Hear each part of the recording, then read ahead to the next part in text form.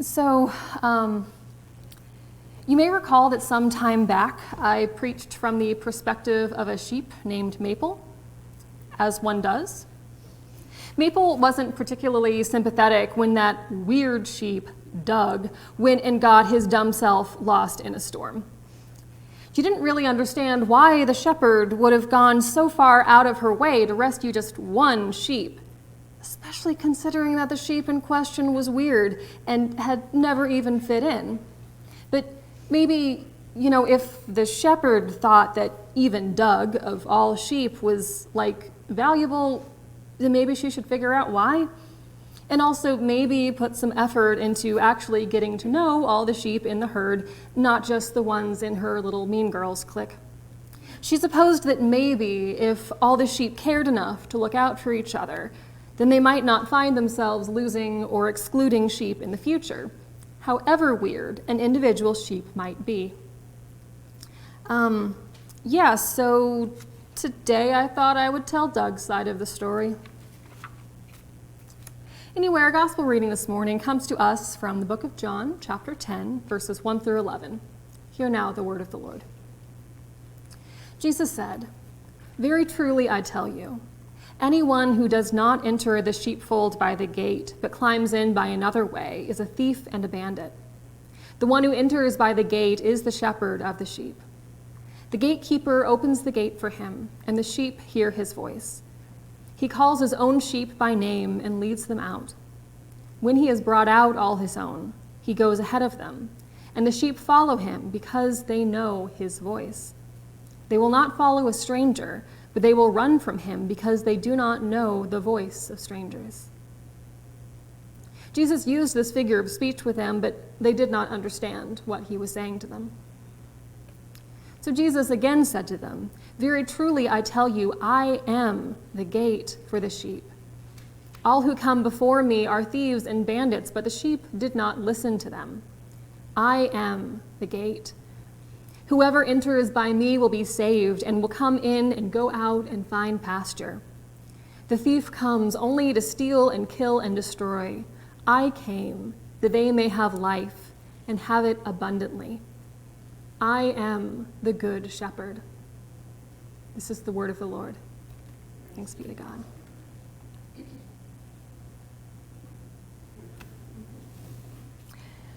My cousin Maple liked to think that she is as sweet as maple syrup. Most of the younger sheep agreed with everything she said, especially when it came to making fun of me. They liked to call me a bug and a lug and a slug and a shrug, that weird sheep, Doug. The amount of contempt that they managed to fit into one syllable is honestly a little impressive, even if their insults never really made all that much sense. They thought I didn't know that they called me those names, but I did. It used to bother me, but I stopped caring eventually. I don't remember when they dubbed me that weird sheep, Doug. I don't remember what it was that made me stand out so much in the first place, either. I had a drier sense of humor. I didn't overuse puns like Maple. Was that it? Or did I ask too many questions? Did I bring down the mood because I've always hated shallow small talk about grass and the weather, and I'd rather have real conversations about things that matter? Did I come off as stuck up? Maybe I just wasn't interesting to the other sheep. I might have said something hurtful to someone. I wouldn't have meant it if I had. Sometimes I had a hard time expressing myself to the others, and I didn't think my thoughts were always coherent outside of my head. Sometimes I would go off on side tangents from my side tangents and lose my own train of thought. Maybe because I didn't really feel like I could trust anyone, no one was willing to make any kind of emotional investment in me. Maybe because everything gave me anxiety, the other sheep thought I was a burden. Was I not fun enough? Was I too sad? It would be exhausting to have to pretend to be happy all the time. Is there something wrong with me? But was I really that different? My mother came from another flock 8 years ago, and I thought that Maple liked to cite that as an excuse for why I didn't fit in, but I was born here in the same pastures that Maple was born in, so she could tell herself whatever she liked, but I was every bit as much a member of this flock as she was, for whatever that's worth. These sheep didn't have any idea how lucky they were. On a clear day, you could see the neighboring flocks across the valley, and their pastures weren't as green as ours. There was even one flock who sometimes had to drink well water from a trough because their stream dried up in the summer. But Maple and her cronies didn't care about the problems of other sheep. All they cared about was polishing off the best patches of grass before the rest of us could eat them. Imagine centering your entire life around some grass. Imagine lunch being the part of your day that mattered the most. I mean, in the end, nothing really mattered. At least, nothing really mattered to me. One patch of grass was as good as another to keep me going another day. It seemed like such a small thing. Grass. And at the end of the day, why would anything really matter? Why would anything that we did matter? What could one sheep ever do to have any lasting impact between birth and death? There wasn't any order or reason or justice in the world. Good sheep died young, and mean sheep lived long and healthy lives. There were only ever a few specks of time when any of this made sense. Maple was always trying to ram optimism down the throats of the sheep who followed her around, but it felt so dishonest. Like she was trying to convince herself, not just the rest of us. Like she was afraid that if anyone saw that her life wasn't perfect, then she would feel as if she'd lost everything she had, everything that mattered to her. So much effort to claim such shallow superiority. So one day I had wandered off from the rest of the herd, far enough not to have to hear Maple's incessant chatter. In that peaceful silence, I lost myself in thought, pondering the meaninglessness of everything, staring into the void. I almost didn't notice when it started to rain. You know how satisfying it is when the weather matches your mood? I was definitely in a rainy sort of mood. So I didn't mind at first that the rain was starting to soak through my wool. I couldn't hear any sounds but the sound of the wind and the rain. I screamed into the empty void, and nature screamed with me. But then I realized that I was alone. I mean, I'd always been alone, existentially speaking, and relative to the rest of the herd, and I had wandered off on my own, but out there under the darkening sky, I was alone. The rest of the flock was gone. And the world and the weather and the universe were proving themselves to be every bit as cold and unfeeling as I'd always feared them to be. I tried to find cover, but in the mud I fell and broke a leg. This was the end. I knew it. I'd die alone and in pain, going from emptiness into emptiness. But then, over the wind, over the rain, over the crashing thunder, I heard a voice. I couldn't quite make it out at first, but then I realized that the voice was calling out my name. I called back into the void, and for the first time, the void answered, and I heard my name again, closer. I called out another time, and the voice came closer still, until a flash of lightning revealed the shepherd herself. She was just as soaked through as I was, but wait, how could the shepherd be calling my name? For goat's sake, she was a human.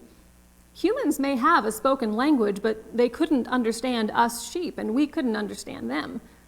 Was I dreaming? As long as I live, I'll never understand how, but I know that I heard the shepherd call my name that night. She picked me up and carried me on her shoulders. The storm blew on, and it felt like the earth was breaking apart under the shepherd's feet. She slipped and fell into the mud a few times until we were both dark with mud. But then we were back. We were home, and she bound up my leg and brought me food until I was full, and the sun was slowly rising, and it was a new day. It seemed like I was feeling the sun for the first time that day. I'd always assumed that all of creation was cold and selfish, and so I'd always assumed that all sheep and all shepherds were cold and selfish too. But the shepherd risked her life to find me in that storm. Was I worth her life? I was silent for several days, lost in thought. To be fair, that wasn't unusual for me, but that time I found myself noticing different things than I had before. I noticed the way that light danced off of the water. I noticed the sweet taste of the best grasses that Tweedle and some of the other lambs brought me. I noticed the way that all the sheep gave respect to Methuselina, the oldest member of our flock. I noticed the way that Strawberry and Lambert looked at each other. I noticed the way that the older sheep helped and guided the youngest lambs. I noticed the way that Maple began strong-arming the entire flock into spending time with me while my broken leg healed. I noticed how attentively the shepherd cared for us. I noticed that spending time with the flock wasn't as terrible as I'd always thought it would be. I still wasn't sure whether there was any great meaning to the universe, but I understood now that it wasn't as cold and unfeeling as I'd always feared it to be. I could see that there was plenty of love and commitment within the flock, and that there was regret in the faces of those who had once called me names.